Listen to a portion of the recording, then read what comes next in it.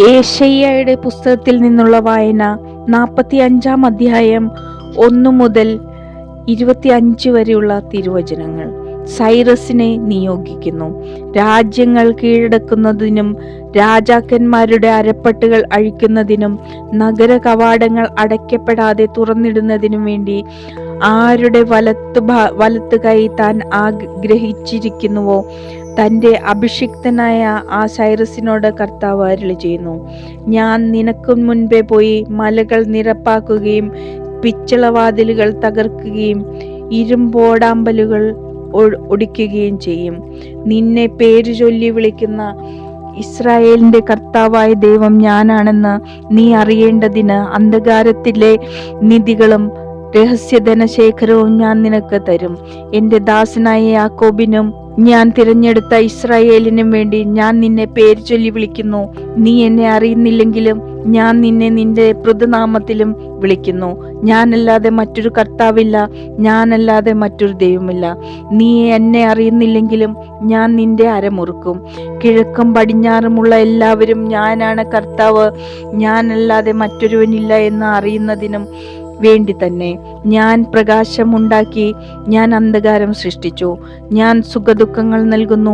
ഇതെല്ലാം ചെയ്ത കർത്താവ് ഞാൻ തന്നെ. സ്വർഗങ്ങളെ മുകളിൽ നിന്ന് പൊഴിയുക, ആകാശം നീതി ചൊരിയട്ടെ. ഭൂമി തുറന്ന് രക്ഷ മുളയ്ക്കട്ടെ, അങ്ങനെ നീതി സംജാതമാകട്ടെ.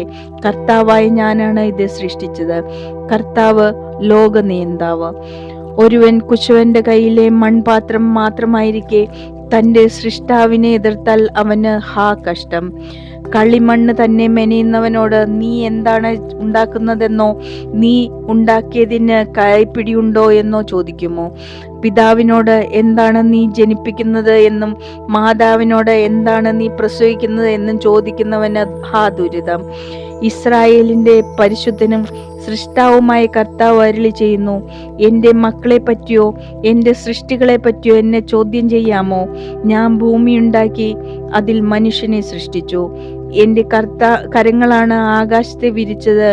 ഞാൻ തന്നെയാണ് ആകാശ സൈന്യങ്ങളോട് ആജ്ഞാപിച്ചതും. സൈന്യങ്ങളുടെ കർത്താവ് അരുളി ചെയ്യുന്നു: നീതിയിൽ ഞാൻ ഒരുവനെ ഉയർത്തി, ഞാൻ അവന്റെ പാത നേരെയാക്കും.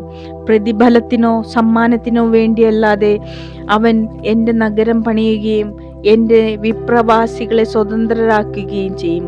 കർത്താവ് അരുളി ചെയ്യുന്നു: ഈജിപ്തിന്റെ ധനവും എത്യോപ്യയുടെ കച്ചവട ചരക്കും ദീർഘകായരായ സേബായരും നിന്റേതാകും. അവർ നിന്നെ അനുഗമിക്കും. ചങ്ങലകളാൽ ബന്ധിതരായ അവർ വന്ന് നിന്നെ വണങ്ങും. ദൈവം നിന്നോടുകൂടെ മാത്രമാണ്, അവിടുന്നല്ലാതെ മറ്റൊരു ദൈവമില്ല എന്ന് പറഞ്ഞ് അവർ നിന്നോട് യാചിക്കും. ഇസ്രായേലിന്റെ ദൈവവും രക്ഷകനുമായവനെ അങ്ങ് സത്യമായും മറിഞ്ഞിരിക്കുന്നത് ദൈവമാണ്. അവർ ലജ്ജിച്ച് തല താഴ്ത്തും. വിഗ്രഹ നിർമ്മാതാക്കൾ പരിഭ്രാന്തരാകും. കർത്താവ് ഇസ്രായേലിന് എന്നേക്കും രക്ഷ നൽകിയിരിക്കുന്നതെന്നോ നിങ്ങൾക്ക് ഒരിക്കലും ലജ്ജിച്ച് തല താഴ്ത്തേണ്ടി വരികയില്ല. ഞാനാണ് കർത്താവ്, ഞാനല്ലാതെ മറ്റൊരുവനില്ല എന്ന് ആകാശം സൃഷ്ടിച്ച കർത്താവ് അരുളി ചെയ്യുന്നു. അവിടുന്നാണ് ദൈവം, അവിടുന്ന് ഭൂമിയെ രൂപപ്പെടുത്തി സ്ഥാപിച്ചു.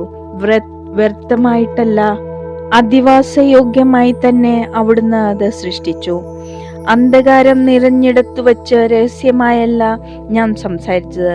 ശൂന്യതയിൽ എന്നെ തിരിയുവാൻ യാക്കോബിന്റെ സന്തതിയോട് ഞാൻ ആവശ്യപ്പെട്ടില്ല. കർത്താവായി ഞാൻ സത്യം പറയുന്നു, ഞാൻ ശരിയായത് പ്രഖ്യാപിച്ചു. ജനതകളിൽ അവശേഷിപ്പിച്ചവരെ ഒരുമിച്ചു കൂട്ടി അടുത്തു വരുവേൻ. തടി കൊണ്ടുള്ള വിഗ്രഹം പേറി നടക്കുകയും രക്ഷിക്കാൻ കഴിവില്ലാത്ത ദേവനോട് പ്രാർത്ഥിക്കുകയും ചെയ്യുന്ന അവർ അജ്ഞരാണ്. നിങ്ങളുടെ ന്യായവാദം ഉന്നയിക്കുവാൻ അവർ കൂടിയാലോചിക്കട്ടെ. പുരാതനമായ ഈ കാര്യങ്ങൾ പണ്ട് തന്നെ നിങ്ങളോട് പറഞ്ഞതാരാണ്? കർത്താവായ ഞാൻ തന്നെയല്ലേ? ഞാനല്ലാതെ മറ്റൊരു ദൈവമില്ല, ഞാനല്ലാതെ നീതിമാനായ ദൈവവും രക്ഷകനായി മറ്റാരുമില്ല. ഭൂമിയുടെ അതിർത്തികളെ എന്നിലേക്ക് തിരിഞ്ഞ് രക്ഷപ്പെടുക. ഞാനാണ് ദൈവം, ഞാനല്ലാതെ മറ്റൊരു ദൈവമില്ല. ഞാൻ ശപഥം ചെയ്തിരിക്കുന്നു, ഒരിക്കലും തിരഞ്ഞെടുക്കാത്ത നീതിയുടെ വാക്ക് എന്നിൽ നിന്ന് പുറപ്പെട്ടിരിക്കുന്നു. എല്ലാവരും എൻ്റെ മുന്നിൽ മുട്ടുമടക്കും, എല്ലാ നാവും ശപഥം ചെയ്യും. നീതിയും ബലവും കർത്താവിൻ്റെ മാത്രമെന്ന് എന്നെക്കുറിച്ച് മനുഷ്യർ പറയും. അവിടുത്തെ എതിർക്കുന്നവരെയെല്ലാം അവിടുത്തെ മുൻപിൽ ലജ്ജിതരാകും. ഇസ്രായേലിന്റെ സന്തതികൾ കർത്താവിൽ വിജയവും മഹത്വവും കൈവരിക്കും.